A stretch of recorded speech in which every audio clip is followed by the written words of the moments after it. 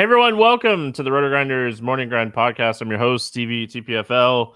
It's Friday, it's October 20th. It is 2023. We have 10 NFL games to talk about here on the Week 7 main slate breakdown. First look. It's such a interesting first look now because we're doing it one day later in the week. But first look for us, I'm like 80% done with my research, so I'm in a pretty good spot coming into the podcast, joined as always on the NFL podcast by Keith Eister, Eys819. Keith, Thursday Night Football, ugly. Let's talk main slate. But I don't know if it's going to get much better.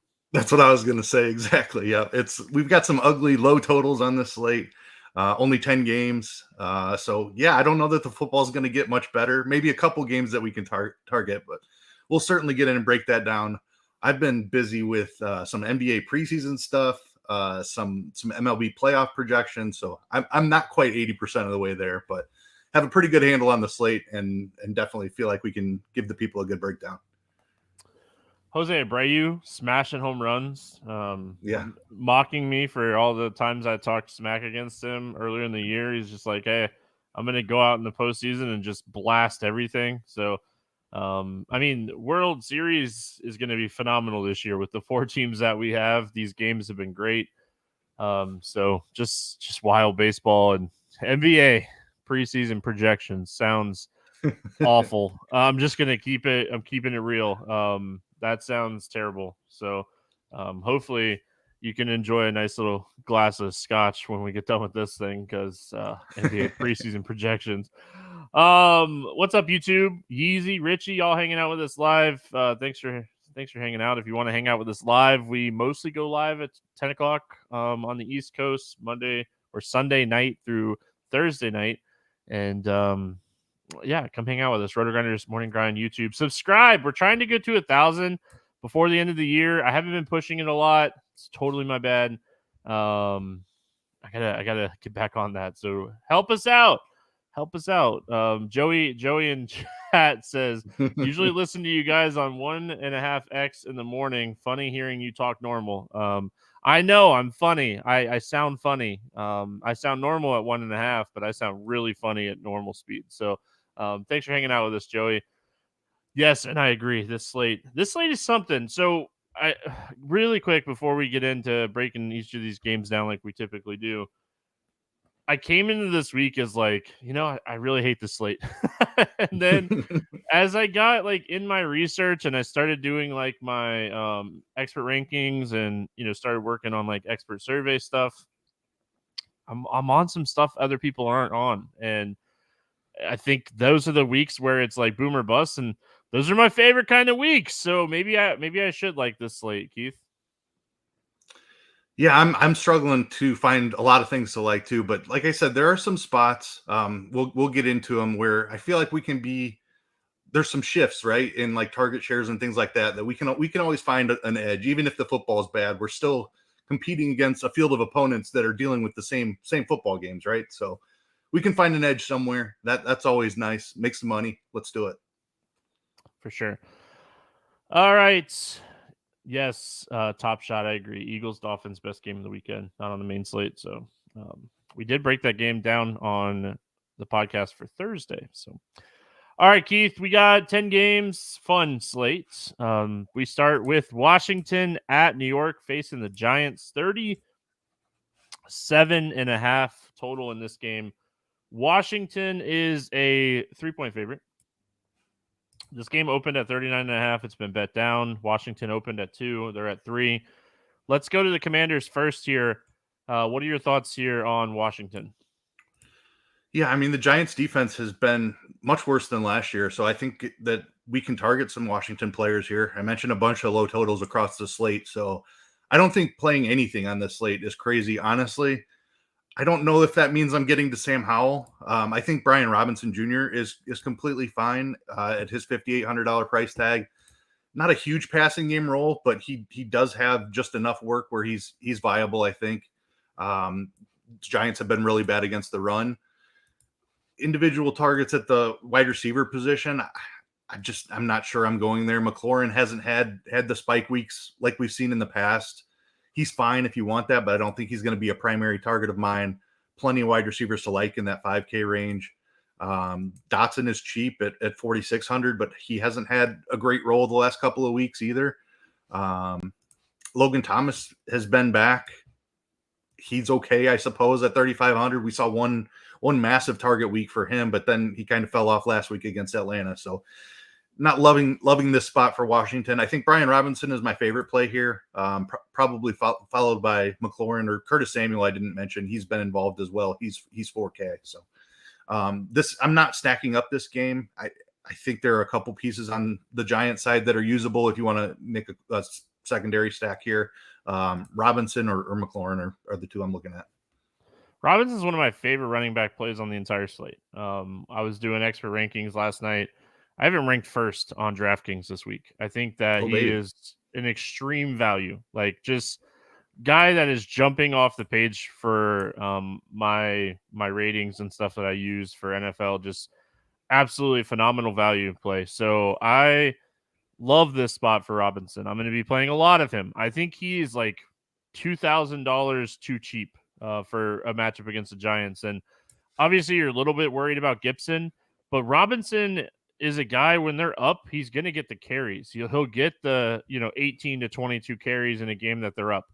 They should be up in this game. They haven't been up in many games this year, and Gibson's been getting more and more work. I think Robinson-Washington defense combo is really interesting this week.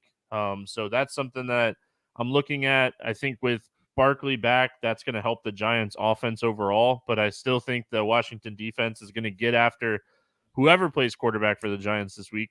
So yeah, I mean, we'll see how the week kind of shapes up. I always redo my rankings on Saturday night, but right now I love this spot for Robinson. I think this is just a phenomenal overall spot. I think he's too cheap.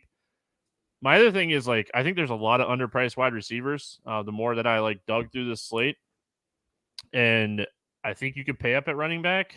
So, I mean, whether you want to pay up for like Eckler or Kelsey, I think is going to be a kind of a decision you want to do with that late game. But man, Robinson he's cheap, and I just like the spot. I don't want to play a ton of Dotson. His target share and stuff has just kind of gone away. I actually kind of like Samuel more if you're going to play the secondary Washington receiver. I'm with you. I don't know if I get to Sam Howell. I think the matchup is phenomenal for Sam Howell. There's a couple of quarterbacks that I like that are a little bit cheaper than him this week, but I think he's okay. Like, I could see myself running a couple Sam Howell teams, double stacks, because I know I'm going to have a lot of Robinson exposure. So like running a Sam Howell, McLaurin, Samuel team, or Logan Thomas. I think, Logan Thomas is a guy that bounces back this week. It was just an awful game for him last week. We were on him. Didn't work out. Dotson dropped a long ball. He could have had a touchdown, and he didn't catch it. So a lot of things could have happened differently for Washington last week, and it didn't work out. But I think this is a team you can definitely look at coming off a big win against Atlanta, and I think they're going to show up here against the Giants. And like you said, bad defense. I mean, they're 28th in overall DVOA. They are one of the worst run defenses in the league, allowing the second most rushing yards per game. So I think this is a spot Robinson crushes. That's the only reason I don't have a ton of interest in Sam Howell. But I do like him as a pivot off of Robinson. In large field tournaments, I think you could take some shots on Gibson this week. We don't have a ton of cheap running back options, depending on what happens with the Chicago Bears situation. So we'll see how that kind of pans out. But I think everyone's going to play the chalky running back cheap option here. I mean, he's a phenomenal play in Evans at 4K. So we'll talk about him when we get there. Other side of this game, the Giants. They stink. The one thing that I do like about the Giants here is now we're starting to see Robinson emerge as wide receiver one, where he's healthy. They're running plays for him. 8 targets last week. I think Wan'Dale Robinson is way too cheap at 3,800 for his role that he is they slowly brought him back, Keith. We saw the routes. Slowly we're bringing Robinson back. Now he's 3,800, and he's one of the top value plays on the slate for me. So what are your thoughts on the Giants and Robinson here? Yeah, I mean, you have to have some interest just because of the volume. I will note that I think he's going to be popular here, so I'm probably going to end up underweight, and it's because he just runs so many of his routes close to the line of scrimmage. They do a lot of stuff behind the line of scrimmage with him. If he scores a touchdown, obviously it's going to hurt because he's put up decent production without touchdowns. 8 targets last week, and all of his targets are super catchable just because of how they're using him. So he caught all 8 of those last week. I think he's a phenomenal floor play. Play him in cash, certainly. I don't know that I get there in tournaments. Darius Slayton is this $100 less, and he has much more big play potential. I like him as a pivot here. The volume certainly in Robinson's favor, but Slayton has seen enough work here recently. 6 targets last week. He's had at least 6 targets in 3 of 6 games. So he does have a role. Obviously, his role is much more risky because he gets targeted a lot further down the field. So he could very well put up a 0 here. But I think his upside is a little bit higher than Robinson. So if Robinson comes in at like 20%, I probably end up under the field on that. And I'll go overweight on somebody like Slayton. Even Jalen Hyatt's been running a fair number of routes here recently. So I don't hate him as a pivot. But I'd be looking to get away from Robinson chalk in tournaments. I think Waller is a good pivot off of Robinson. Waller is his route running is still very, very high. And like we have some cheaper tight ends that are interesting this week that are getting some ownership. We have expensive, obviously, Travis Kelce. Definitely a week you can run like a 2 tight end set and use Kelce as like your flex play because he has the potential of like a wide receiver 1 this week. So interesting builds by using like a cheap tight end and then using Kelce as like your flex and like playing him as a wide receiver. I think is something you can do this week because I think overall the scoring is going to be a little bit lower this week than we've had in weeks past. We're still going to have some games go off and we're still going to have, high DFS scoring. I just meant like NFL scoring in general is going to be down this week. I don't really have a ton else to add. I will say that like, depending on like if it's Barkley or if it's Taylor or Jones, I think Barkley's in play regardless just because of his volume. He's not coming off the field when he's out there. And this is a guy 24 carries last week, still got some catches out of the backfield, ran for 90 yards against a tough Buffalo defense. Washington is definitely a better defense against the run, but they're not the best defense in the world. They don't get a ton of pressure on the quarterback. I think that this is a game could sneakily go over the 37.5, but I could easily see it being like a 21-7 type of game too. So don't get too excited about this one. Anything else for the Giants, or are we moving on, Keith? Tyrod is 5,100. If it's him again, I think he's in play. He offers a little bit of a rushing floor. I'm not quite sold on that play quite yet, but if I'm going to play some Slayton, I might just throw some Tyrod in there as well and just have a super cheap stack. Like you said earlier, though, there are other cheap quarterbacks that I think are in play this week. All right, we got Vegas heading to Chicago to take on your Bears. 37.5 total in this one. Vegas, a 2.5 point favorite. We're seeing a doubtful tag on Jimmy G. We wish him a speedy recovery. You never want to see guys get hurt. Let's go Vegas first. Chicago's a terrible defense. One of the worst defenses in the league. Got Brian Hoyer. It sounds like it'd be Brian Hoyer. I don't think it'd be O'Connell. He wasn't great in that game against the Chargers. He wasn't terrible. I don't know if it really matters too much who's playing quarterback here.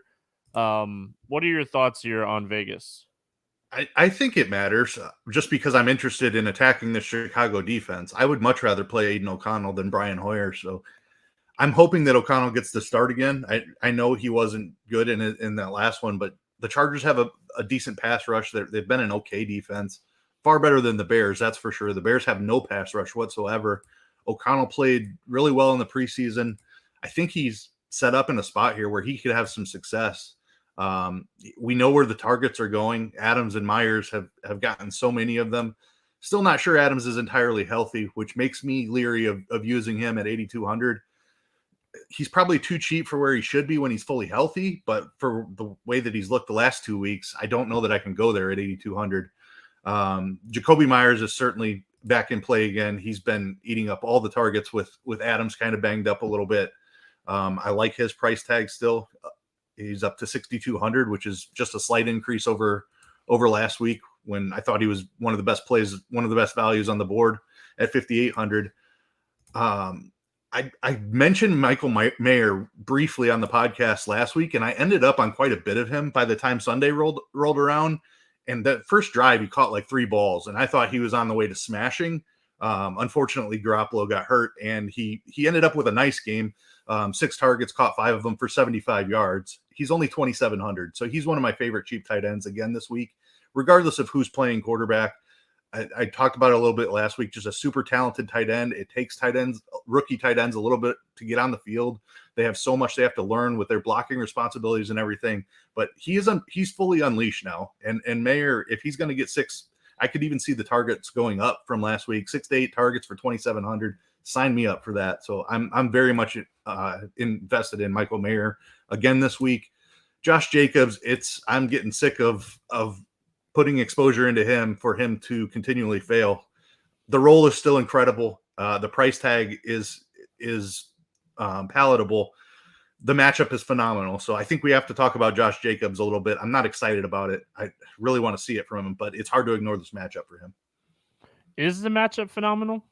I'm literally asking this from a statistics side of things. The Bears have been they've been really good against the run. I mean, like, I won't say like really good, right? I won't say that, but I will say, like, I mean, they're 17th in DVOA against the run. They're allowing 89 rushing yards per game, which is 25th. Like, it's not like this isn't a matchup against Denver. I don't want to say like this is the best matchup on the slate.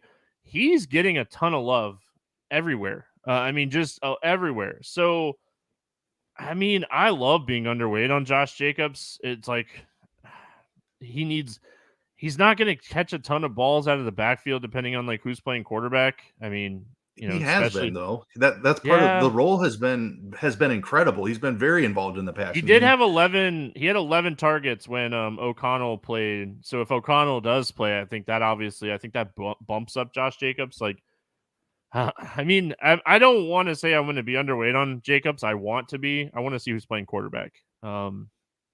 Because I mean, yeah, the catching, I guess, is something that I've underrated on Jacobs right now. But I might be underweight on Jacobs on FanDuel more than DraftKings just because of the point to half a point PPR. But I mean, I just want to say, like, I don't know. I think Adams gets involved. Adams was very involved with O'Connell when I think he had 13 targets in week 4 when O'Connell played. Like, we'll see who's going to play quarterback. I don't see the upside of letting Hoyer start. I mean, but I don't know. We'll see. I think it's a coin flip right now. We'll see if it's Hoyer or O'Connell. I think if it's O'Connell, I think he's playable at 4,700. He's too cheap. I totally agree. Yep. Yeah. All right. Oh, and really quick, I love the Mayor. We talked about him last week. We brought him up. We were like, question mark, is this something we need to note? And it was. I mean, you know, he got very much involved last week, and I don't think that's going to change. There's no reason for it to change. So they drafted this guy to replace Waller. I mean, that's what he was drafted for. All right, let's go to the Bears. Oh, man, the Bears. Justin Fields burned me hard last week. Bagnett is playing quarterback, it sounds like. It doesn't sound like Fields is going to miss the rest of the season with the thumb, which I think is good if you're a Chicago Bears fan, because, I mean, Justin Fields looked really good in week 4 and 5. I think, like, you as a Bears fan, you're kind of excited to see, like, the talent start to come through. What are your thoughts here when it comes to this offense in general?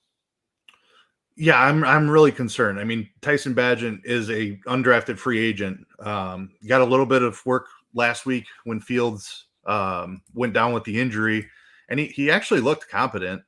He was a very successful quarterback in college. He played at a very small school, but he's had some success. He looked good in the preseason as well. This Las Vegas defense, I don't think, is necessarily anything to be afraid of. I worry about the turnovers and him just protecting the football. He threw an interception and he fumbled, had a sack fumble. I'm very concerned about Max Crosby on the other side, generating pressure on this middling at best Bears offensive line, and Bagent just not getting rid of the football quick enough. I feel like the Vegas defense is certainly in play. We didn't mention that, but obviously against an undrafted free agent quarterback, certainly in play. I don't think that they're going to be unable to move the ball, though, I guess is where I'm going with this. And the pricing on them is so low that, like, I'm not playing pass catchers here. It's the running backs, and I think you're worried about the overall efficiency of the offense. If Roschon Johnson can clear concussion protocol, I'm interested. 4,600. He's looked really good in his limited opportunities. They use him out of the backfield a little bit. We just talked about O'Connell, another late round rookie quarterback who checked down a ton in his first start. I could see Badgett checking down to Johnson a ton if he's able to make it out there for this. So I don't think that he has enough upside to want to play any wide receivers with him. But Roschon, I think, is the play here for Chicago if he can make it back. If it's Foreman again, I'm probably off of that. Just he doesn't have enough of a passing game role. He's pretty touchdown dependent. I don't know what his FanDuel price is offhand. Maybe he's more in play over there if he's minimum price, but I probably stay away from him on DraftKings. Just not enough of a pass game role to hit a ceiling for tournaments. Yeah, DJ Moore, Justin Fields. I was very heavy on DJ Moore last week, and man, it kind of stunk just how it played out. Yeah, Fields was my highest owned quarterback, so I still made money on the week, but it definitely limited my ceiling for sure. Joshua Dobbs was my highest owned quarterback, and I made money. What up? Cheap quarterbacks, man, they've been the way to go this year. That's why we're talking about them all. Yeah, I mean, just the upside of the skill position players this year has just been outweighing like quarterbacks. I mean, you can have a quarterback go for 30 and a cheap quarterback go for like 24, and your position players just are crushing that. Like the extra $2,000, $3,000 this year has been massive. It's been massive this year. I don't think I'm playing DJ Moore this week. If I do, like, if O'Connell starts and I do end up with like an O'Connell Adams team, I think my run back would probably be DJ Moore or Cole Kmet. But I think that's the only way I'm playing these guys is just like a stack situation. I love the Johnson call if he's able to clear concussion protocol. We talk about this all the time, though.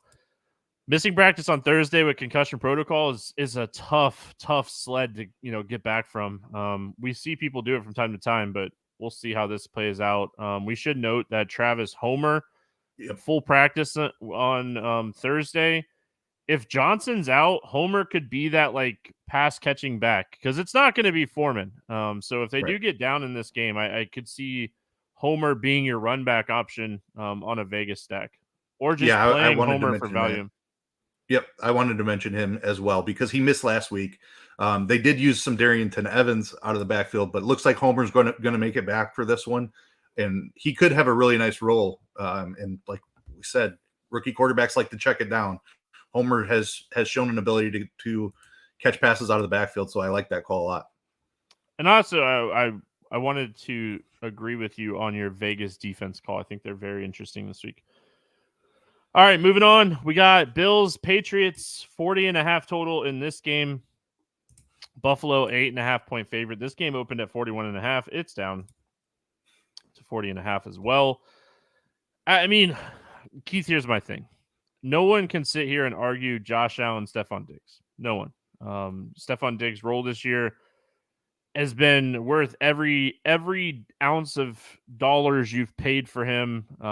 Just a guy that's dominating the target share in this offense.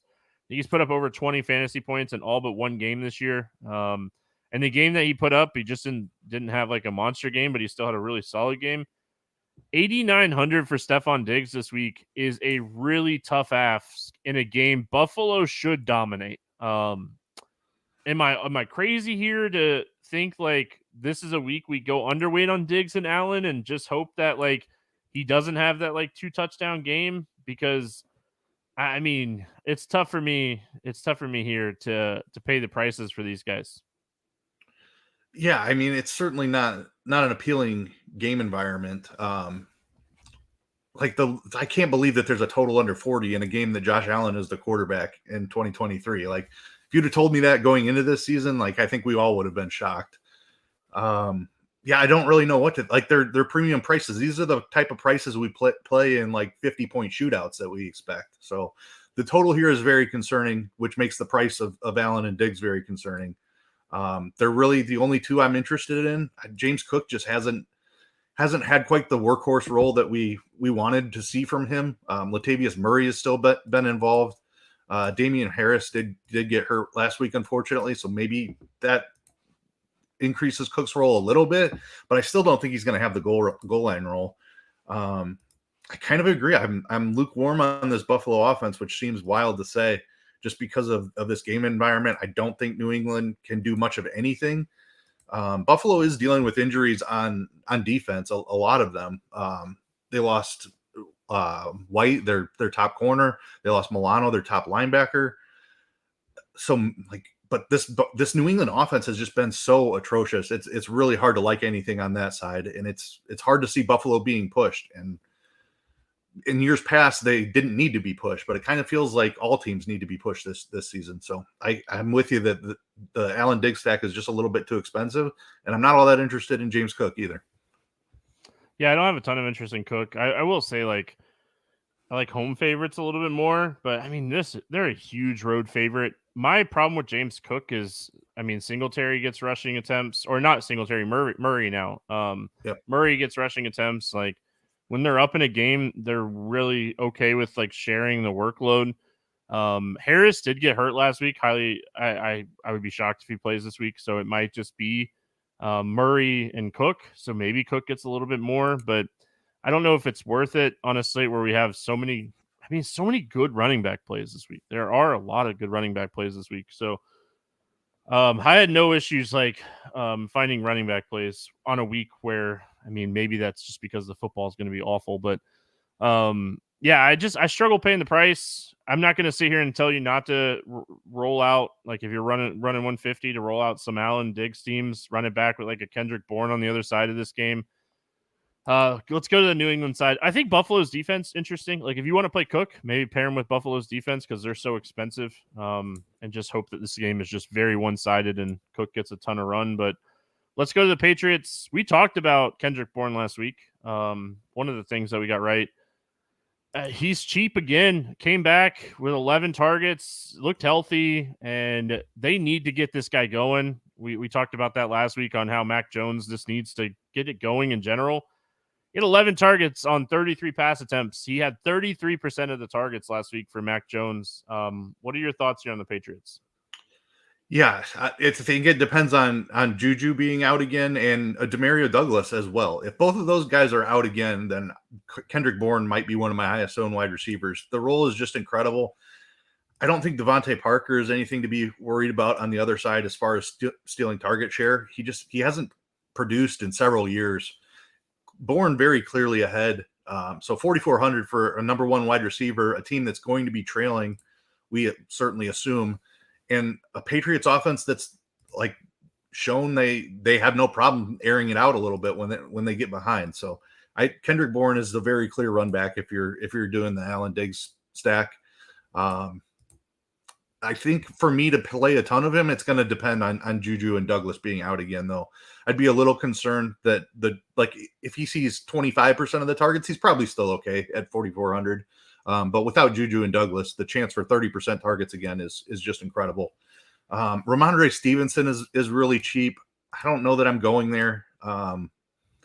Just Zeke has been cutting into his role a little bit too much. The price, it looks appealing when you first look at it, but then you look at his role this year, and it's getting worse and worse every week. So I'm probably off Ramondre also, even though he's really cheap. I don't mind him. If they do get behind in this game, dump downs, he is someone that can get 4, 5, 6 catches out of the backfield. We saw it last week. He had 5. He had 5 catches last week. So you're hoping for a touchdown out of Stevenson.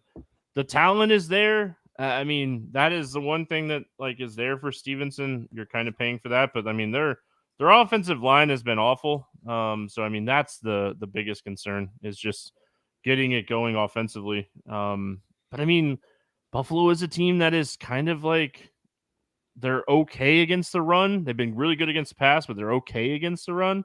So maybe Stevenson is a guy we should have on our list. I have him ranked on DraftKings. I think his price on DK is super fair. Yep. All right. This game is awful. All right, moving on. It's Cleveland at Indianapolis. This game opened at 39.5. It has since been bet up to 40.5. Cleveland a 3-point favorite. They're a favorite on the road because this defense they're legit. This defense legit. It's legit. Tried to tell Keith last week. He didn't listen to me. All right. Hey, Ayuk almost got there. If he had a touchdown, and McCaffrey started off on fire too, and he got hurt. So I know Cleveland ended up winning that game, which nobody saw coming. Their defense looks phenomenal. I'm not disagreeing with you that it's a very good defense. My argument was that San Francisco is a very good offense also, and they were having a little bit of success there. McCaffrey going down certainly did not help. Debo got injured in that one as well, but they're a strong defense, no doubt. No argument here. All right. Watson returned to practice. I think it was more of like a limited return to practice. Well, I mean, that's a situation we're going to be paying attention to. I mean, Deshaun Watson at quarterback upgrades a lot here, in my opinion. We'll see how it, but like PJ Walker, he was okay in that game last week. He was okay enough to win the game. I think he scored like 4 fantasy points. Let's talk Cleveland. Let's talk Cleveland, PJ Walker, and let's talk Cleveland Watson. Cleveland with Watson, I think Cooper is okay. I hate that like his price got bumped up. And I mean, the Colts are a very pass funnel defense. Has me a little interested in the passing game here, but I think like for me to get in Cleveland, it's probably more of like 1 p.m. only type of slates. What are your thoughts on the Browns? Yeah, I mean, it's in a dome here. Just the quarterback play with PJ Walker would be very, very concerning for me. Cooper got a price increase, like you mentioned. Like I think Cooper is still my target. Just Elijah Moore is I'm not seeing the upside there. He's cheaper, obviously, but Cooper has the ability to go for 100 yards and 2 touchdowns. I don't think Elijah Moore has that type of upside. So I'm off most of everyone here except for Amari Cooper. I would not play PJ Walker. Just give me Cooper by himself and hope that all the production goes his way. Not interested in the tight ends. Not interested in the running backs, especially if Kareem Hunt plays. If he is out, and maybe you can take a look at Jerome Ford, but I don't love the matchup here against Indy. They've definitely been better against the run than they have against the pass. So probably Amari Cooper, the only piece I'm looking at for Cleveland here. We did see in that Baltimore game that Ford can catch the ball out of the backfield. So, I mean, if Hunt is out, Ford, I think, is cheap enough where if he got like 6 catches out of the backfield and was able to do anything on the ground, he has a little bit of upside. So, I don't hate Jerome Ford. Like, we saw him fall in the end zone a couple times already this season. So, yeah, there's always that. But yeah, Cleveland's tough. The only thing like here for me is like, I like Pittman a lot this week. His target share is just massive. Granson looking like he's doubtful to play this week with the concussion. Didn't practice again on Thursday. So, I mean, I think Pittman's interesting. I think Downs is interesting. So, like, I always like to try to run it back. I don't know if this is necessarily a spot you have to run it back. I think both defenses in this game, very playable. I don't think I'm touching quarterback play in this game. Minshew, Watson, whoever plays at quarterback on either side. I think there's better cheap options this week. Yeah, I agree with you. I'm not interested in quarterbacks at all. Surprised to hear you on Pittman, but the role is undeniable. It's just the role. It's the role. Yeah. Yeah, it's not a great matchup, but those when you get into double-digit targets on DraftKings, particularly, that can be super valuable. And they play a lot of man too, though. Like Cleveland plays a lot of man. Yeah, that's definitely true. But you get 1 touchdown for Pittman with all that volume, and you're cooking for sure. So definitely understand that. I like him as well. Downs' price is coming up, but like he's supported this. His role has supported this price tag still, so still a little bit underpriced in my opinion. I'm fine with both of those. I won't play them together, and I won't play them with Minshew, but as a one-off type of piece, or if I'm playing some Ford or Cooper, I don't mind that little secondary correlation. Running back is so tough here. Like, I don't think Zach Moss is going anywhere. He looks too good. He didn't have a great game last week, but he did find the end zone. Like, he's going to be around, and until Taylor gets back up to full speed, I don't think we can touch this running back situation. Sorry, I got distracted by watching Derek Carr throw the ball downfield to Olave, and Olave stop, and like the ball was 10 yards out of bounds, and Derek Carr is screaming at Olave. It's not the guy you scream at, man. You scream at yourself. This game's ugly. I really think this game's ugly, just in general. Again, like the reason I have interest in Pittman is the role opportunity. I mean, Minshew is going to lock in. Any interest in Ogletree at minimum salary as a tight end if Granson sits, or is that just reaching and we just take shots maybe on like Downs or Pierce? I think Mayer has so much upside, even with the quarterback downgrade, that I'm just going to go there. If I didn't have any other option at 2,500 or 2,700, he's a couple hundred more. So I guess if I absolutely needed that $200, I would be fine with it. He's shown a little bit of talent, and there's just nobody left in that tight end room. They're not going to use Mo Alley Cox as a receiver. Like, he's kind of been pushed out of the rotation here. So yeah. I think he's fine, but I strongly prefer Mayer if choosing between the two. Yeah, I think I spend up and get one of the Atlanta tight ends, Musgrave at Green Bay. All right, moving on. We spent way too much time on that game. If that game shoots out, I'm going to get crushed this weekend. Just know that. Atlanta at Tampa Bay. This game was at 38.5. It's down to 37.5. Tampa 2.5 point favorite here at home. We'll go to the Atlanta Falcons first. Drake London, another good game, 5,100 again. He seems to be potentially underpriced. Desmond Ridder throwing the ball more. Really good to see Atlanta kind of open up the playbook a little bit for this young quarterback. And he's looked good doing it. Like, I mean, it's not bad. They competed with Washington last week. Tampa should do a good job shutting down the run. I mean, you got to beat Tampa on the outside or across the middle. What are your thoughts here on Atlanta? Yeah, I'm interested in some Ridder. He brings some rushing upside, so that gives you a nice floor. My best lineup actually last week was a Ridder stack. Didn't have Mostert, so didn't quite get there. But I think he's in play again here. Like you said, he's throwing the ball a ton. Like what the most frustrating thing was Atlanta's offense last year. You just knew you were getting like 25 dropbacks, and it was just unplayable.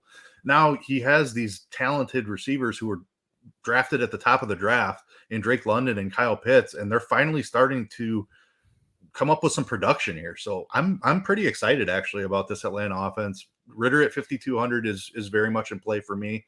He runs a little bit. Drake London got a price bump as well, but I still think he's fine at 5,100. And then there's two tight ends that I think you can target. Kyle Pitts at 4K is still way too cheap for his talent level.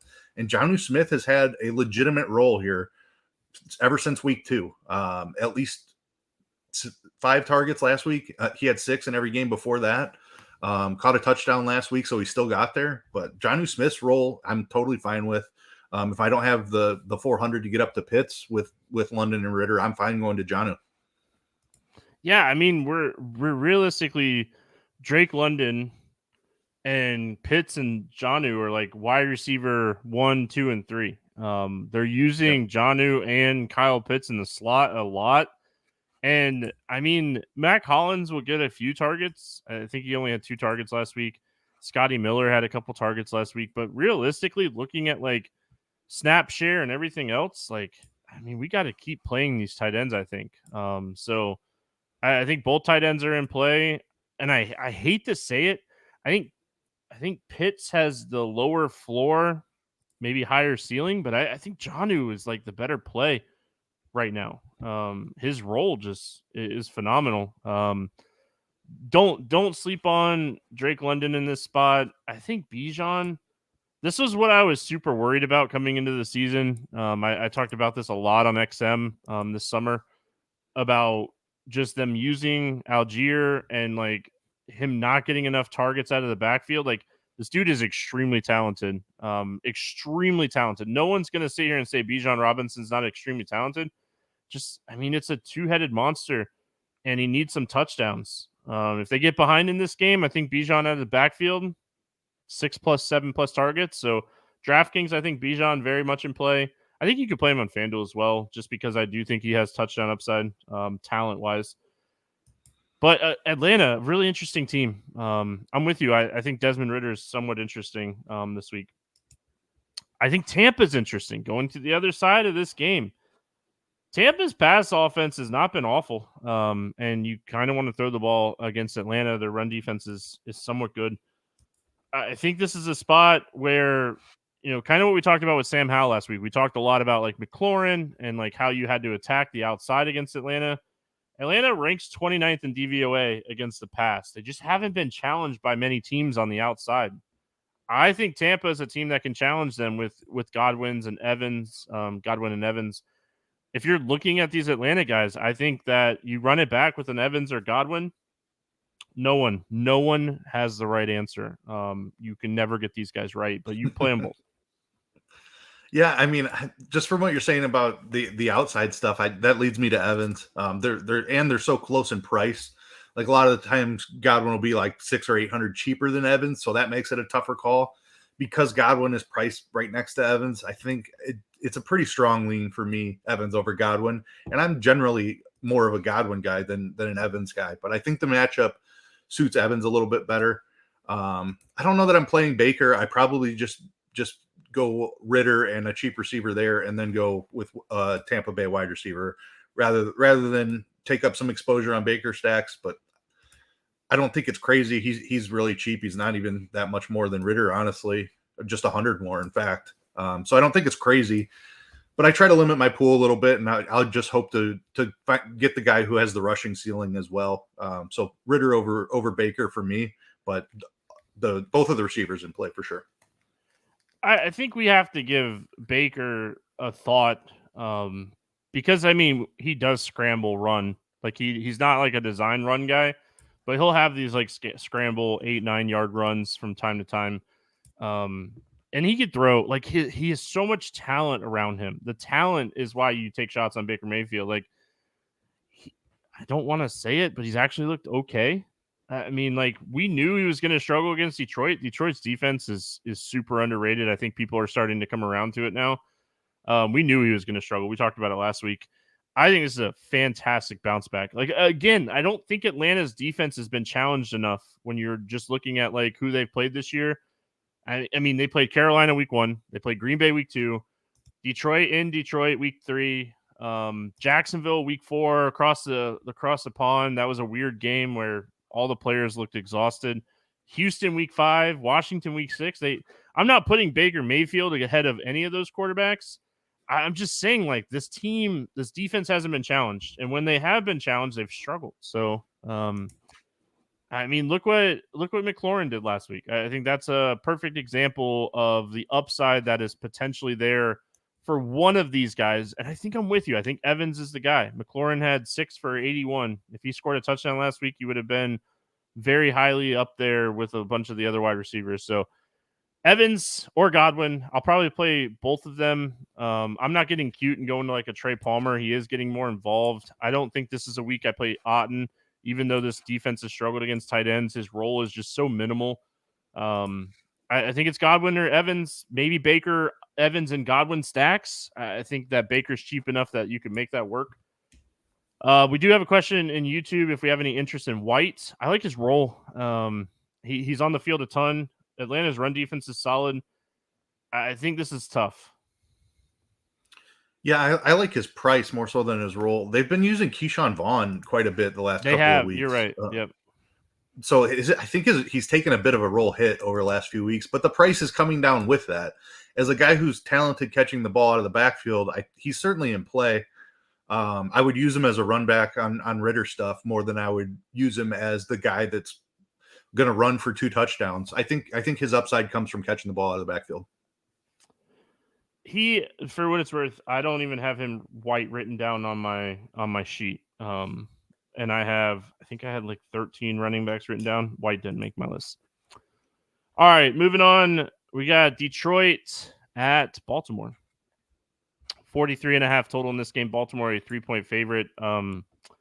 Crazy. This game, Baltimore and Detroit has the highest total of the 1 o'clock games. When you're thinking about like just defense in general and stuff, Baltimore 3-point favorite here. We'll go Detroit first. The running back situation, it sounds like Montgomery's not going to play. I mean, as of right now, it doesn't seem like he'll play. Gibbs practice Thursday. That could be huge. If he's back, it's a hamstring injury. Is he going to play 100%? Reynolds is banged up. The running back room is banged up. St. Brown was St. Brown last week, Keith. 12 catches, 124, scored a touchdown. What are your thoughts here on Detroit? It's really tough with the running back situation. If Gibbs is a go, is he a true lead back would be my question there. I kind of feel like he's not, but who else do they have is the question. Like, I don't think Reynolds is playing either. So are they going to run Divine Ozigbo a ton? Like, I think this might be a spot where Jared Goff throws the ball a ton, which means I have a bunch of interest in Amon-Ra St. Brown and Sam Laporta. It's not the best matchup on the board, but just the way that the Detroit running backs room is banged up, I don't think they're willing to run Jahmyr Gibbs 20 times. So that means that Jared Goff's going to be throwing the ball a ton. So I don't know if I want to double stack it because I feel like he's outside. He always plays worse away from the dome at home. But I certainly have interest in using either one of these guys, St. Brown or Laporta, just as a secondary stack with Baltimore stuff, as a run back with Lamar stuff. Yeah, I mean, I think the pass catchers have a lot of upside, even in a tough matchup. Yeah, spoiler alert, Lamar Jackson is way too cheap this week. On DraftKings anyway. I think on FanDuel I ranked him first on FanDuel, so he must be too cheap on FanDuel too. Way too cheap. Way too cheap. We're seeing like Lamar Jackson run the ball more too. So I'm with you. I don't think this is a spot I play Jared Goff. I think it's a really tough spot. Jared Goff has looked phenomenal this year. Let's just give him credit. He's looked great. Detroit's defense has looked great. Detroit as a whole has looked great. In spots, I'll play Jared Goff, no problem. Especially when he's at home. Tough matchup in Baltimore. I'm looking at St. Brown. I'm looking at Laporta, and that's more of just I could play Laporta and Andrews together because of the role for these two tight ends. They're two of the top 3 tight ends on the slate this week. So double stack tight ends with like a Zay Flowers and Lamar stack, I think is very playable. Or just play St. Brown. But I like St. Brown and Laporta a lot. I think that this game has a ton of potential for the 1:00 games. Let's go to the Baltimore side. I already kind of said it, Keith. I think Lamar is underpriced. 13 rushing attempts last week. Over 9 rushing attempts now in 4 of the last 5 games. He's running the ball. Over 45 rushing yards in 4 of the last 5 games.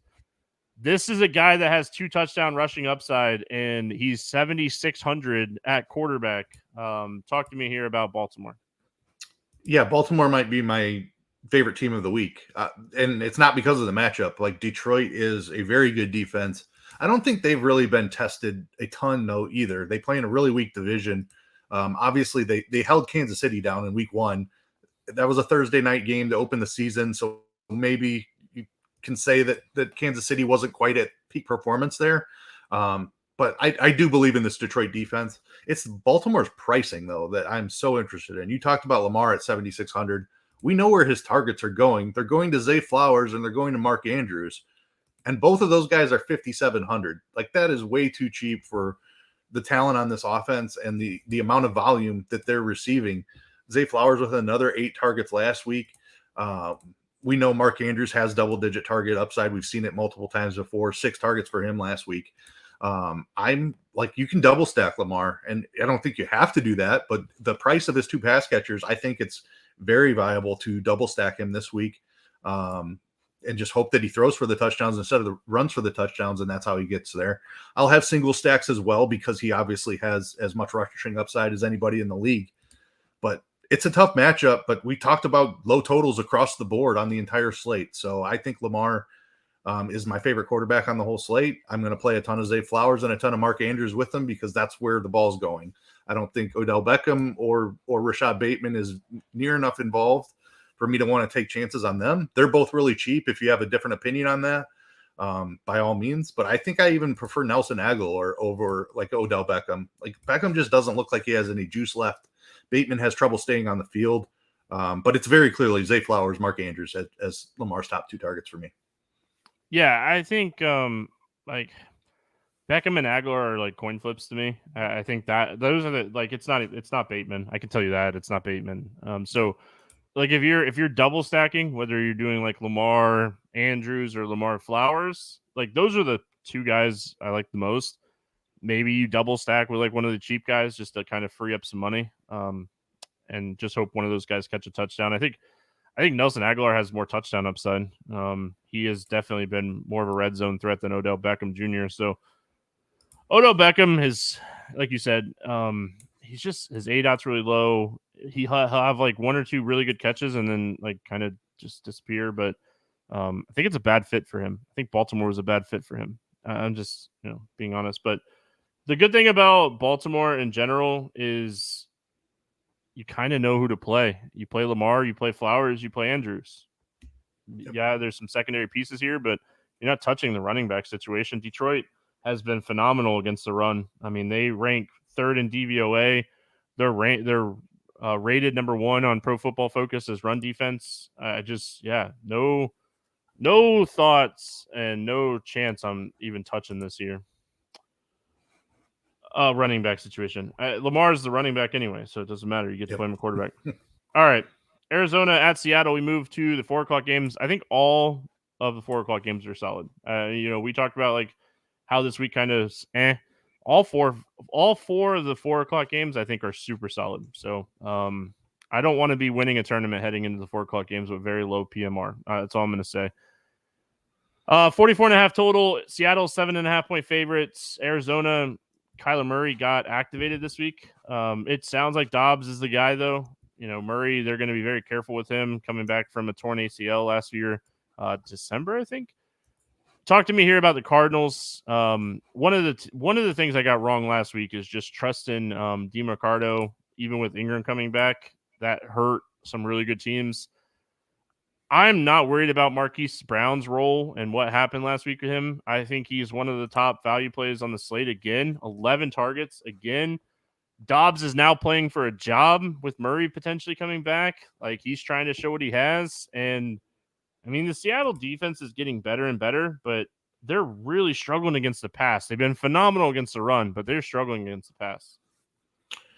Yeah, I mean, Dobbs is the concern here, right? He looked really good there for a couple of weeks, and he's been kind of who he thought he was coming into this season the last couple of weeks here.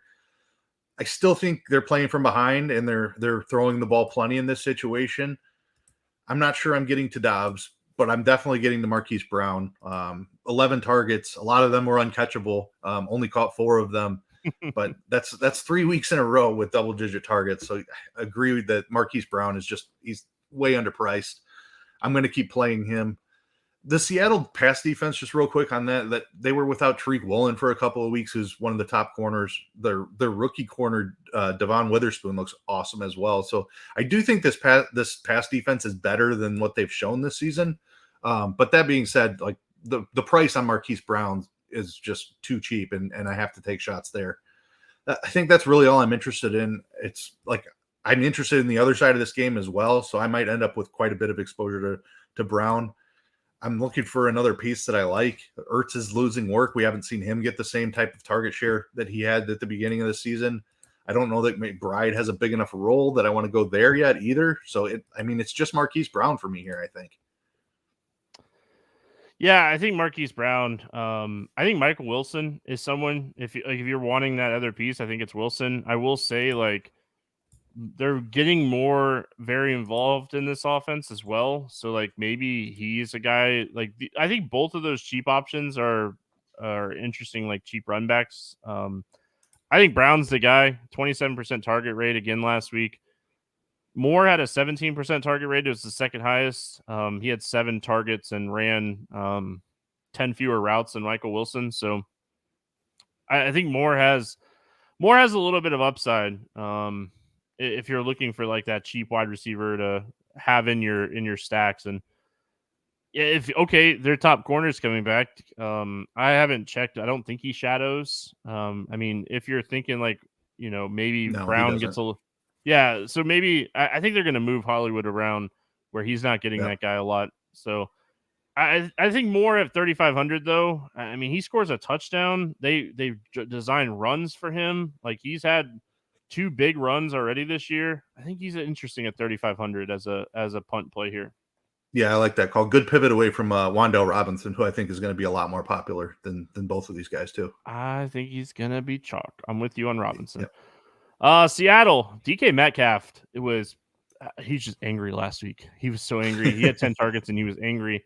That DK Metcalf in a nutshell.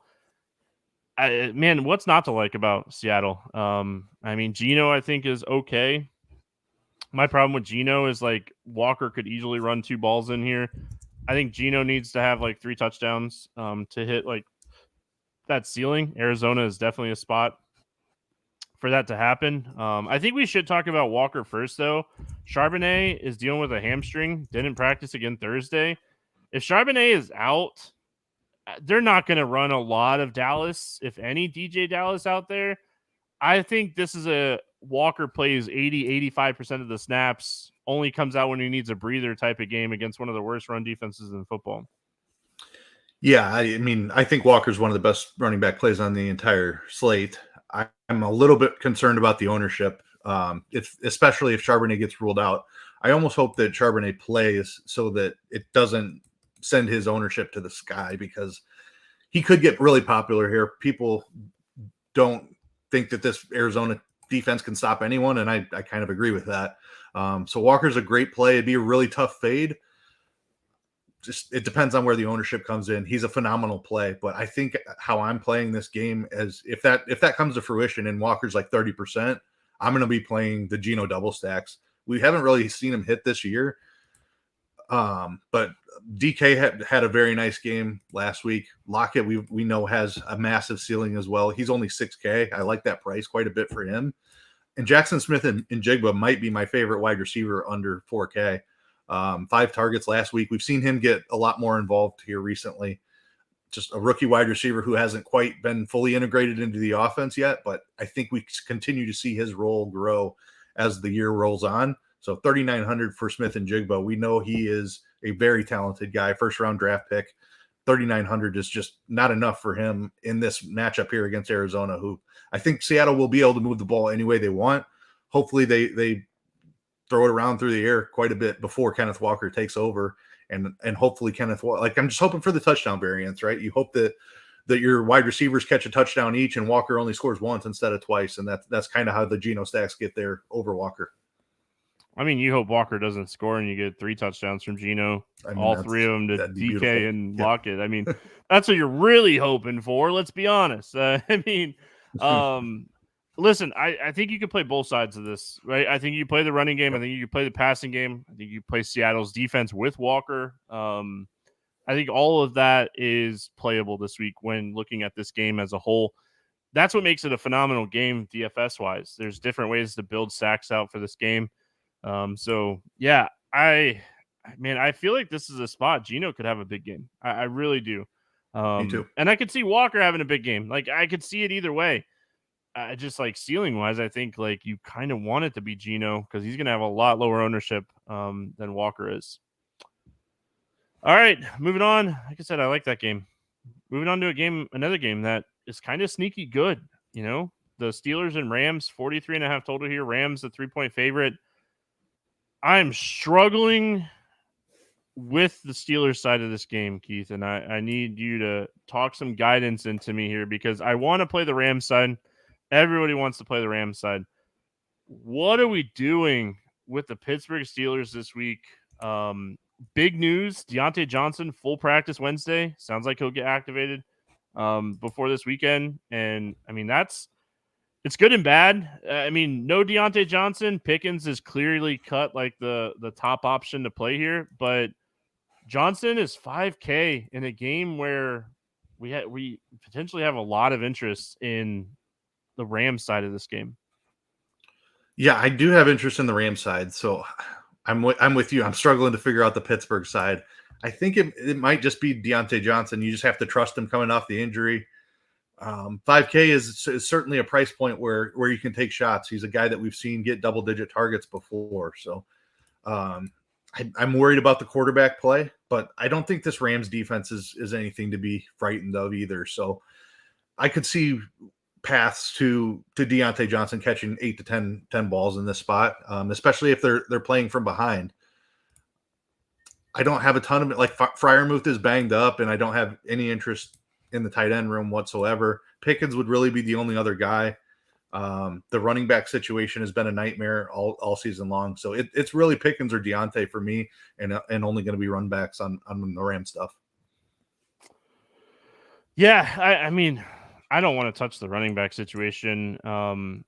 We'll have to kind of see, like, if Freiermuth is back. I think if he plays, I think you could take some shots on him at 3,900. Just his role is solid. I'm just going to be mixing and matching some Pickens and Johnson. I might double stack them on like Cooper Kupp teams because I think like Cooper Kupp's ceiling is Pittsburgh keeping up with this game. Let's talk about the Rams side.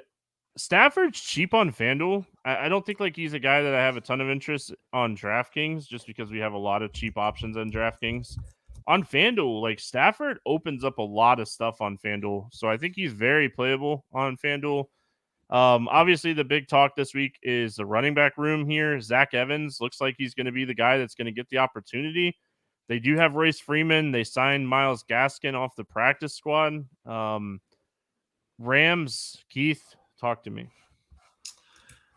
Yeah, I mean, it's Cooper Kupp. That's what I'm interested in. 9,500. glad the price is coming up, but still not enough for vintage Cooper Kupp, as we've seen 2 weeks in a row now. So that's where I want my Rams exposure. The running back situation, I'm a little bit concerned about. Like, it seems like Zach Evans should get the opportunity, but they also have Freeman, like you mentioned. They called up Gaskin and they signed I'm forgetting his name right now. The guy that used to be there behind Akers. Oh man, I just had his name and I lost it. Anyway, he knows the offense though. Darrell Henderson. They signed Darrell Henderson to the practice squad as well. He knows the offense. I feel like he could come in and have a role right away, even though he hasn't been with the team until a couple of days ago. So I don't know that Evans is a fantastic play. If he's going to get popular, I probably end up underweight. I do think this is a great spot for the Rams offense, and one of these guys smashes. I'm not sure that it's as clear as the ownership on Zach Evans might think that like the field might think it is on Zach Evans. So going to keep an eye on that. If he ends up in the 30% range, I'm probably going to be underweight on Zach Evans. If nobody wants to play him because they're scared of it, then I probably lean into the uncertainty and go over the field on Zach Evans. So it's an ownership play for me. Give me as much Cooper Kupp as I can fit in. I think Puka is really interesting as well. We finally saw his targets take a little bit of a dip last week, but like we saw that in week 3 as well, and then he bounced right back with 10 targets. So Puka is expensive, and I think people are going to shy away from him. If he's low owned this week, I'm in on that for sure. Shout out to Head Chopper. So Chop has always been someone that I've trusted a lot when it comes to college football. He says that like Zach Evans was like a stud coming out of high school, went to TCU, got hurt at Ole Miss a lot with injuries the last year. But like, I mean, if McVay gives this guy the ball, could be a huge play this week. So shout out to Chop for that. Like, because again, I trust him when it comes to college football. The guy knows his college football.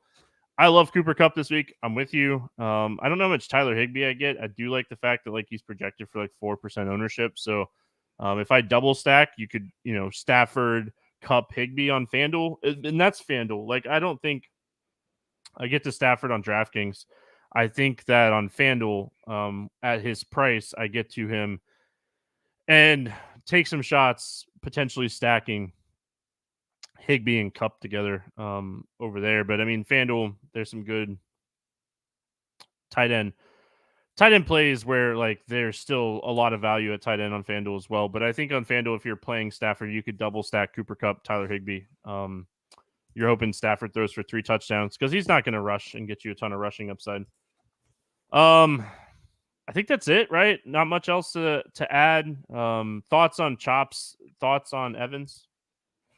Yeah, I mean, it's great to hear that he's super talented. I'm concerned about the workload. is the only thing. Like Sean McVay, baby. Yeah, right.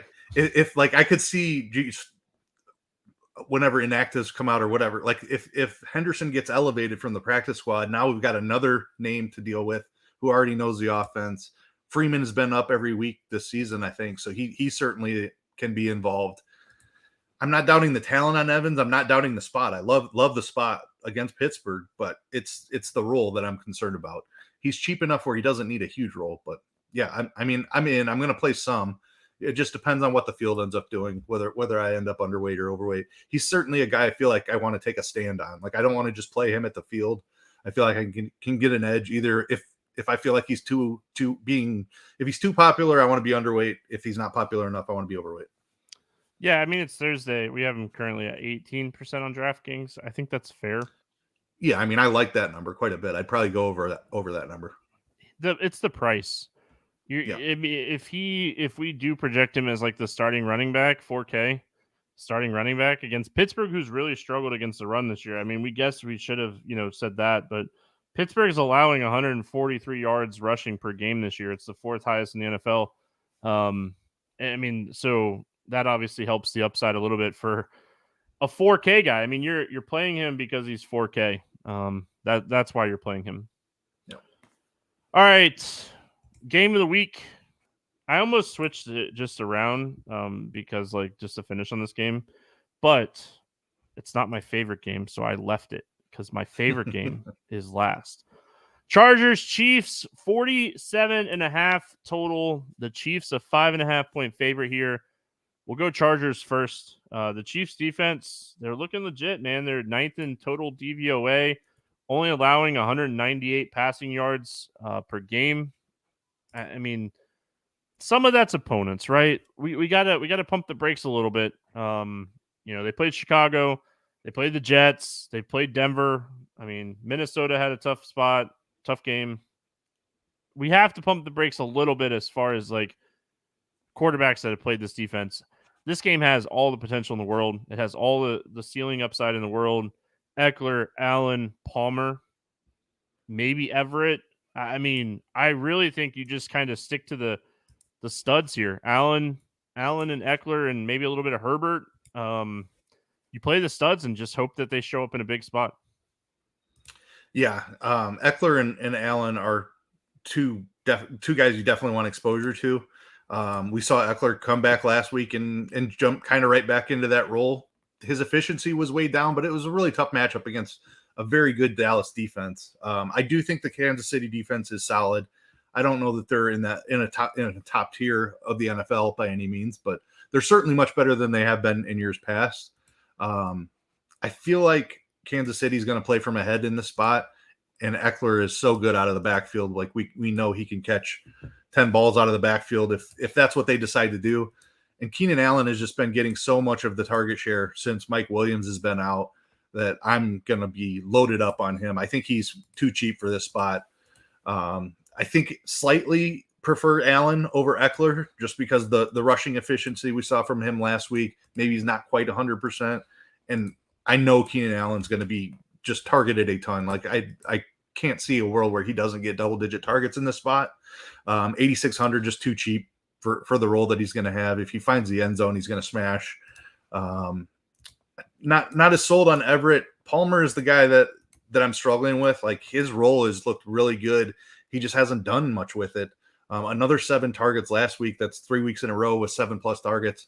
He only caught 4 of them though. I probably still play him because he's only 4,800 and because of the game environment. I do have concerns about the talent level there. But it's Keenan Allen is the main guy for me here. That's the guy I know I want to just jam in as much as possible. Like I probably have Cooper Kupp or Keenan Allen on every team that I build.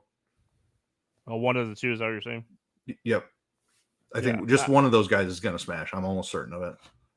I mean, you hope so, right? Like that's what you're paying up for. Oh my gosh, Marno, the tight end for the Saints just dropped a wide open touchdown.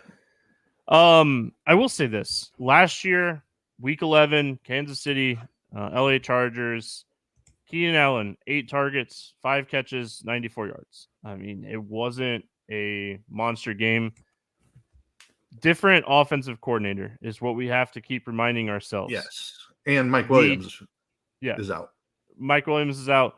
But we've just seen, like, this is a different Keenan Allen this year. Yep. Yeah, different Keenan Allen. So, I mean, it's hard for me not to love Keenan Allen in this spot. I'm with you.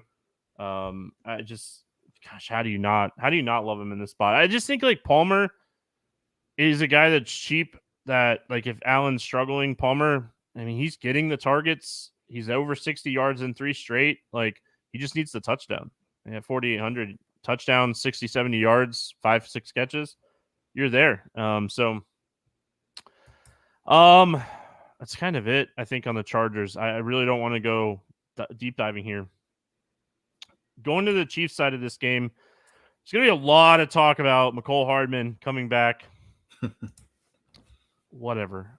Could he score 3 touchdowns? Sure. Will I have a little bit? Probably, because I'm a sicko. He knows the offense. They are desperate need of somebody. MVS is just running straight down the field. I still think Rashee Rice is the best option, not named Travis Kelce, in the passing game. I really like the spot for Pacheco. Keith, you might call me crazy, and everyone can kind of call me crazy. My favorite contrarian play in this game is Pacheco Chiefs defense. I don't think that's crazy. Like, the Chiefs defense is 2,400, and they've been extremely solid this season. Like, Herbert can turn the ball over. I don't think, like, he's dealing with that hand injury still as well. So I don't think playing Chiefs defense at 2,400 is crazy by any means. And Pacheco is cheap also at 6,100. And the Chargers have long been a team that we can attack on the ground. They've been a run funnel for a couple years now. So I like that call quite a bit. I'm with you completely on the wide receiver situation. Like, Hardman, I think the guy he affects the most is Tony. Like, they run the same type of design stuff for Hardman when he was there as they have been doing for Tony. It wouldn't surprise me to see him get a design run down at the red zone. So I think he's playable at 3,200. But Rashee Rice is my preferred receiving option. If I'm using Patrick Mahomes, it's Rice that I want to play. I would use Hardman more as a run back on Herbert stuff, or even just secondary correlation with, like, a Keenan Allen. Of course, Kelce is amazing. We saw the ceiling come out last week, 24 DraftKings points, and he did not even score. So like double-digit targets is in play yet again. 8K is an uncomfortable price for a tight end, but you got to look at him as wide receiver 1, like you mentioned earlier. So, yeah, I mean, I think that about does it. You probably want exposure to this game. It's the highest total of the week by a good margin. So load up as much as you want. My second question for you is, obviously, Travis Kelce, wide receiver 1. Could you, if you can make it work, because we do have so much value, could you see yourself going like a Patrick Mahomes, Pacheco, Kelce build? Or do you think that's just too expensive and that's stretching your team out too much? Yeah, because of the price of Mahomes. I mean, I guess Mahomes could throw a Pacheco one. I think that's the scenario you're looking for, because I think the Chargers. You got to have Allen, right? Like, you have to have Allen on the other side, or Eckler. So, like, that is I would think so. I was just like looking at it really quick. Like, if you plug in Pacheco, Allen, Mahomes, and Kelce, you're left with 3,800. Yeah, that's probably too expensive. I don't think you can find enough ceiling throughout the rest of your lineup to make that work. No, because even if you play the Patriots defense, which is the cheapest defense of the week, or let's just say like Arizona against Seattle, that might be like 2,300. It's still 4,100 a player. Like, you, even with Evans and a flex tight end and like Wandell, like, I mean, everyone's building the same team at that point. Right. So yeah, I mean, if it wins, you can split with 100 people in the first, and I mean, you're still making money. We don't want that to win. All right. Again, I don't think it's crazy to say everyone is overweight in the passing game on both sides of this game, and just going Pacheco, Chiefs defense, and just being super different with this game. Chiefs defense has got after the quarterback a lot this season. I just don't think it's crazy. Like, if you're going to be underweight on this game, like, the Chiefs defense has double-digit fantasy points in 3 of 6 games. Like, Pacheco gets there because, I mean, then they don't really use McKinnon a lot. Like in that scenario, Pacheco gets 20 attempts, scores a touchdown or two. I think you need him to score 2 touchdowns, really, and like maybe get a defensive touchdown. I don't know. I don't. This game is so hyped, and it should be such a great football game. I just worry about this game, and I probably shouldn't. Yeah, I mean, I think you're going about it the right way. If it fails, it's because the Chiefs defense doesn't allow the Chargers to keep up. Like, and then we've seen the Chiefs kind of pull back this year, and that's when they would get Pacheco really involved. So I like your angle of how to play this. If it fails, it's probably because of the Chiefs defense. So I don't hate that angle at all. Yeah, Chiefs defense gets 1 or 2 touchdowns. Pacheco scores. Mahomes only throws 1 touchdown at his price. Like that, I mean, Mahomes is going to have a good game.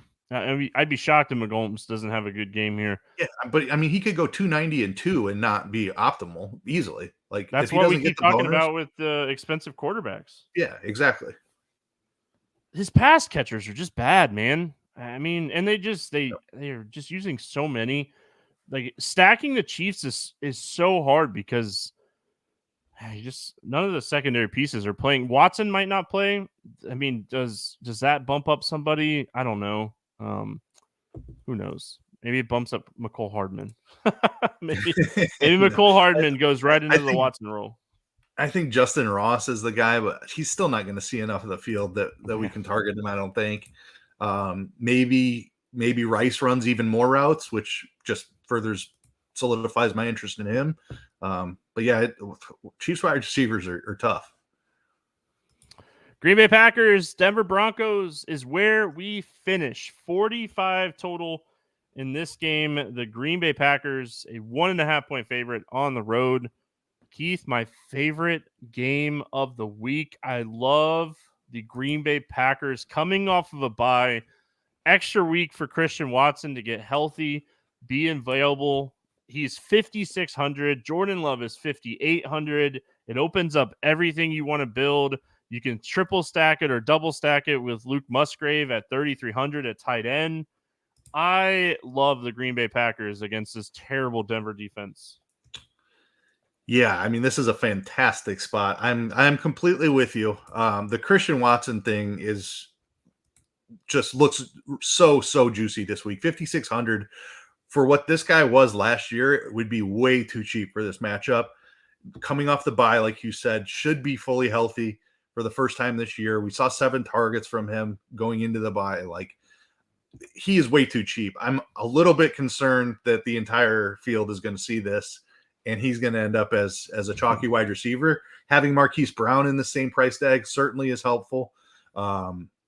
Because I want both of those guys. Hopefully they eat into each other's ownership and I can end up overweight on both. But love this spot for Christian Watson. I think we could see 8 targets-ish, and we know like he scored touchdowns at an extremely high rate last season. So like Love is going to be looking for him down in the red zone. He's a huge target. Love the Watson call. Jordan Love has rushing upside at a cheap price tag. So very similar to the Ritter play, very similar to Dobbs. Like I think that he can find a ceiling for his price tag where he's the cheap quarterback that kind of wins the week. We've seen that happen several times this season. This matchup is as good as it gets. So love to Watson. I'm completely on board with you. I think Dobbs is in play as well. I know he didn't have much of a role last week, but the 2 weeks before that, and one of them was with Christian Watson, I believe, double-digit targets. So I think Dobbs could spike at any time, and Jaden Reed is still involved as well. I don't think that's crazy either. If you're looking to double stack him, I would not play Jordan Love without Christian Watson. I don't think, just because I think that's where the upside comes from, the big playability. But I'm fine double stacking with one of the other cheap guys. Include Musgrave in that group as well. The other thing I want to talk about is I really hope Aaron Jones plays in this game. If he is healthy, this is a fantastic spot for Aaron Jones. Like he was on his way to smashing against Chicago. This is a very similar spot here against Denver. 6,800. I don't think anybody's playing Aaron Jones. I think people are looking to the passing game, and I think he has 3 touchdown upside in the spot. Love the Aaron Jones call. I hope he plays as well. That's not going to stop my love for Jordan Love in this spot, though, for what it's worth. I just The only thing I worry about Aaron Jones' hamstring injury, like he tried to play week 4, left game really early in that one because of the hamstring. AJ Dillon stepped in week 5, had 20 carries for 76 yards and a touchdown. If Jones is out, I think you can play AJ Dillon at 5,300 in this spot. Love Jordan, love Watson. I think Dobbs is in an excellent spot for a bounce back game. Musgrave, if you are looking at the game log, week 4 is when he got the concussion really early in that game, but the production has been fantastic. He's been very involved here. So love Luke Musgrave as well. This is one of the reasons that I said you could potentially play Kelsey as like a flex type of play, because you could play Musgrave at tight end and then you could play Kelsey as your flex and just play Kelsey as a wide receiver 1. I think it's really close this week between like Kelsey, Cooper Kupp, and Keenan Allen is like the top option. If that Kansas City game shoots out, Travis Kelce is going to have a huge line. Huge line. I don't know if he has the ceiling as Cooper Kupp and Keenan Allen though, but Kelce is a guy that can catch 3 touchdowns in any game. Runbacks options. I'm not playing Wilson. He's cheap enough where you could potentially play him. I don't think this is a spot. Going back to what we were talking about with like Washington, really early in the show, Wilson put up his best game of the year against Washington. That's why you got to challenge that defense, man. Denver. The running back situation's a mess. I think you're taking shots on Sutton at 52. You're taking shots on Judy at 58. Large field tournaments, I think you're taking some shots on Marvin Mims, but I mean they're not getting him involved at all. Yeah, I've been chasing the Mims thing, hoping that we were going to see the spike target week. It's getting pretty hard to keep clicking the button when it seems like the usage is going in the wrong direction. Like early in the season, they were taking 1 or 2 deep shots to him every single game. He just hasn't been doing that. I think they're trying to trade Jerry Jeudy. I could see them showcasing him in this spot. They've tried to do it in the past. It seems like they tried to do it a little bit last week, and he couldn't get anything done. So Sutton is my preferred play, even though I think they could kind of force it to Jeudy a little bit. Sutton's just been the more productive guy, certainly in the red zone. He's getting the more valuable targets. So I prefer Sutton over Jeudy. I think Jeudy is fine, especially if you buy into that narrative that they're trying to trade him. So they're trying to get him productive before they can do that. That's really about the only place I'm looking. I agree with you. I'm not touching the running backs. Just a 3-way split pretty much. No clear, like McLaughlin is probably the most talented, but P. Ryan cuts into his pass game role as well. Williams doesn't get enough touches for me to want to target that. The running back situation is a mess. So Jeudy and Sutton, I think, are the only for sure targets. I'm struggling with Mims. I don't think I can do it anymore. Yeah, I mean that's such a tough spot. And as far as like the running back situation, McLaughlin played 41%, Williams played 35%, Michael Burton played 25%, and Piron played 16%. So they had Burton's more of a fullback type of role, but I mean they McLaughlin in the passing game was the guy that ran routes, and I mean Williams got the carries. I think it's a split running back room right now, and I don't think they have a ton of upside. Good matchup. Green Bay is not great against the run. I mean, if you wanted to take some shots on like the 4:00 slate, like 4 p.m. only slate, the 4-game slate, and you wanted to play some Williams, I don't think that's a crazy idea. I don't have anything else to add. I love this game. I will say, like, my favorite run back here is Sutton. We should note that Dulcich is doubtful. I don't think that really bumps up Troutman. It just potentially bumps up the wide receivers a little bit for me. Yeah, I'm not interested in Troutman. Just haven't seen enough from him. But I do agree, like, Dulcich being back would impact the target share of the wide receivers. So slight bump if he's out. Yeah, came back with that hamstring injury from the IR and re-injured the hamstring early in the game last week. All right, morning grind game. Always fun to get through the slate. Hopefully everyone's feeling better after a first look. But I mean, man, I like this game a lot. I'm glad we ended on that game. I almost switched it to the Kansas City game. But the Green Bay Denver game is just one of my favorite games of the year or weekend, not year, weekend. All right, favorite game of the year might be Philadelphia, Miami. Let's go, Miami! Yeah, that's in the running for sure. Hopefully, it doesn't disappoint. It's Sunday night, and I'm not going to play any DFS action on that game. I've already told myself I'm not playing any DFS.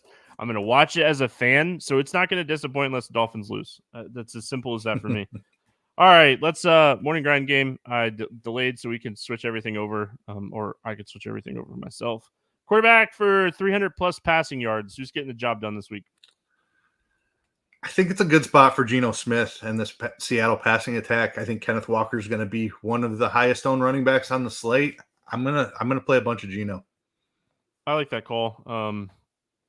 He's second for me on my DK rankings, fourth on FanDuel for spoiler alert for if you don't have premium here at RotoGrinders. Very high on him. I'm going to go Jordan Love. I am just buying into the week off, getting more time with Watson. I think Watson's going to have a monster week. So give me Jordan Love. Low-owned running back for a touchdown. Again, it is, we're recording Thursday night. It is Thursday. Right now, looking at projected ownership, who do you got for a touchdown that's low-owned? I just talked about him, and it's that same game you just mentioned. Aaron Jones coming back from an injury. I don't think anybody's playing him. The passing game is too cheap. But Denver's been exploitable everywhere, so give me Aaron Jones. This might not be a rushing touchdown, but Saquon Barkley's role is too high for him to only be 5% owned when we have a ton of value on a slate. So I'm going to go Saquon Barkley for a touchdown. We currently have Barkley projected for 5% on DraftKings and 8% on FanDuel. I like Saquon as a contrarian play this week if he's going to be that low owned. Quarterback, wide receiver stack for a touchdown. Who do you got? Give me Justin Herbert to Keenan Allen. Keenan Allen has just been running different routes this year. I feel like he has much more touchdown upside than he has in the past. We love that game environment. He's very clearly the number one option in that Chargers offense. I'm going to go a little off the board this week. Just kidding. I'm going to go Dobbs to Hollywood Brown. If anybody's listened to the podcast the last couple of years, they'll get that joke, or last couple of weeks, they'll get that joke. I'm doing it again, Keith. It's going to be painful, and I know it's going to be painful. I'm going in with it knowing it's going to be painful. They're both just cheap against Seattle, and I think that's how you got to beat Seattle is through the air. Wide receiver with 8+ targets. Who's getting the targets this week? Well, we're on the same page there because I have Hollywood written down to get 8+ targets. He's had double digits in each of the last 3 weeks. So I think it's going to be a big week for Hollywood. I'm much more with you on that one than I was last week. All right, let's do it. I have St. Brown this week as my 10+ targets or 8+ targets. Just with the running game all in shambles right now and not knowing what's going on, a really competitive game against Baltimore. I think St. Brown, the volume, you're playing him for volume, and with just looking at how these top end wide receivers with Kupp and Diggs and I think that we might get a lower owned St. Brown because he's really close in price to Keenan Allen. So I think this is a spot we take some shots on St. Brown. Tight end for a touchdown. Who's scoring this week at tight end? Don't know who his quarterback's going to be, but I'm sold on the talent of Michael Mayer. I love the matchup here against Chicago. I would prefer Aiden O'Connell be the quarterback, but I think Brian Hoyer can find him as well. So give me Mayer against the Bears. All right. I'm going to go to the Atlanta Falcons. And I'm not going to go Kyle Pitts. I'm going to go Jonnu Smith to score a touchdown this week. I think we're just looking at a guy that is very involved in this offense, and we finally saw him score last week. He's had over 5 targets in 5 straight games. It's really working for Atlanta, rolling out these 2 tight ends. Currently projected for 5% ownership on DraftKings and 1% on FanDuel. The price on FanDuel makes them a lot tougher, but I think that this is a spot we take some shots on both Jonnu and Kyle Pitts. Love that call.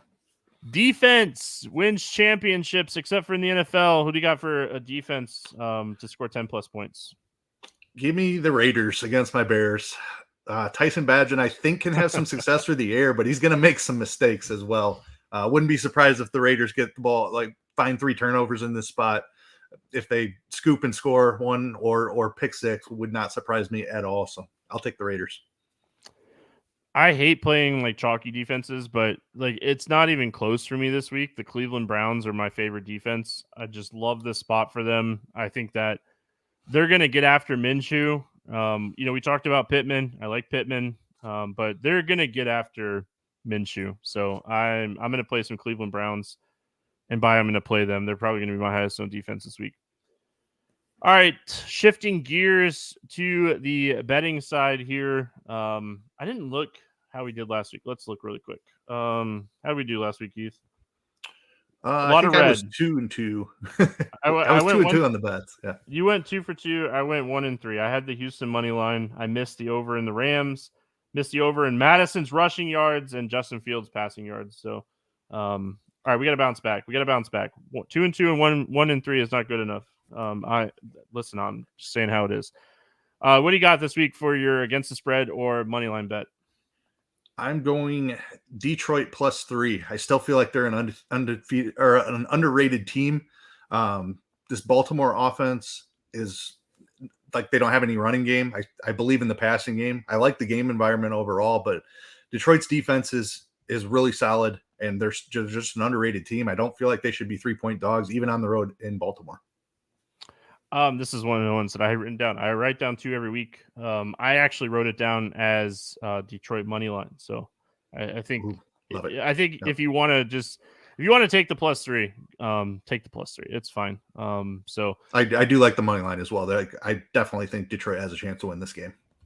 So for me, I write down 2 every week. I have Washington -3 as my other one. When I wrote this down, it was Washington -2.5. I still like Washington -3. I think Washington controls this game and beats the Giants. One of the reasons that I have so much interest in Brian Robinson is I think Washington controls this game. Over under bet. What do you got? Give me Arizona, Seattle over 44.5. Dobbs has struggled the last couple of weeks, but I feel like he finds his footing again here. That's the Seattle offense, I think, can put up a ton of points in this spot. They can do it any way they want, whether it's on the ground with Kenneth Walker or through the air with Geno Smith and DK Metcalf and company. And then I think Arizona can do a decent job of keeping up. So I like over 44.5 there. If you are a fan of the No Fun League, you could take the under in the Chiefs game. I'm just kidding. I am going over in the Green Bay Denver game. The statistics. Denver's the worst defense in the NFL. Green Bay's defense has not been great. This should be a game where both offenses can move the ball. I think we're going to see a lot of scoring in this game, and I think it closes at like close to 47. I think this game's going to get bet up a little bit. Player prop for me this week, Keith. What do you got? Give me Keenan Allen over 75.5 receiving yards. He's been getting targets down the field this season. Feel like they're going to have to throw the ball quite a bit here against Kansas City. Keenan Allen over 75.5. Allen over 75.5. I have no problems with this one whatsoever. I think this one's really solid.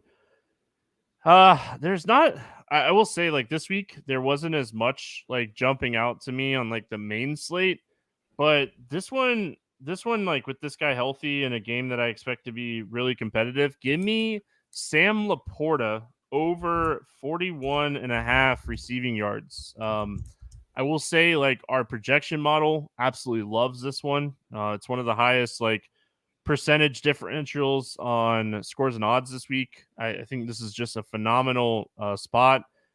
Super competitive game. You can get this at 41.5 for almost even money on a couple places. Bet365 is -110. This has been bet up to 45.5 on PointsBet already. 41.5 -115 on DraftKings. So I think this Sam Laporta over 41.5 receiving yards is super solid. Pick 'em play. What do you got for me on the pick 'em streets this week? Give me Hollywood Brown over 4.5 receptions. I just talked about that Seattle game. I like the over there. I think that Dobbs is going to play better. Hollywood has received at least 10 targets in 3 straight games. I feel like more of those are going to be catchable than they have been the last 2 weeks. Over 4.5 receptions for Hollywood Brown. Does anybody in chat, before I say it, want to take a guess at what mine is? I think I have been very clear on one certain person that I like a lot this week. I'm going to guess it's somebody's receiving yards. Yeah. What color jersey? Green. Yeah. Well, he'll probably be wearing white this week, but give me Christian Watson more than 52.5 receiving yards. I was able to get this at 48.5. It's moved a lot on Prize Picks and Underdog. I am okay with this up to like 55.5. I think this is going to be a big week for Watson. I don't want to get too crazy on saying like how much I trust it to. 91 receiving yards against Vegas. Fantastic matchup here against Denver, one of the worst pass defenses in the league. They allowed the second most passing yards per game. Love this spot for Christian Watson. He's the feature wide receiver 1. I know Dobbs and like he was there. He did great. Watson's the guy. We all know Watson's the guy. It's not Jaden Reed. It's Christian Watkins. I'm completely with you on that one. 100%. Agree that this is a spot that he could go absolutely nuclear. I don't even hate taking some alternate receiving yards props on him this week. Yeah, I mean, I haven't looked at it yet. It's always something I love to look at. I could see alternate yards going up to like 80 here. Like I could see a big game from him. All right, Keith, any final thoughts before we close the book on week 7? Felt like an ugly week coming in, but after we got through it, I think it's a pretty decent slate. Like I said, we're all playing with the same deck here. We get the same football games, same players. Feel pretty good about this one actually after we went through it. I haven't changed my strategy this year. I've paid down a quarterback a lot, and just kind of taken skill players. I think I'm going to do the same this week. I feel like Herbert and Mahomes are going to get ownership because we do have plenty of value to make them work. Josh Allen right now is our projected highest owned quarterback on DraftKings for our projected ownership. So I think I'm going to stay away from the expensive quarterbacks, be underweight on those guys outside of Lamar Jackson. And I don't consider him expensive because I think he's underpriced, and just take some shots on these cheaper guys. Like if we get 25 out of any of these cheap guys and none of those other guys go like 35 plus, I think like our skill players do their job and we're off to the races here. So that's kind of how I'm looking at this week. I hope everyone has a fantastic week 7. Back Monday. We're going to do an NBA podcast on Monday. We got opening night on Tuesday, so we'll talk some NBA on Monday. We're just going to go through some changes to some rosters, what could impact and all that stuff. I've done a lot of research this week getting ready for NBA season. Excited for NBA to be back. If you like NBA, hit the subscribe button. Ha, gotcha. Hope everyone has a fantastic weekend. We'll see you again on Monday.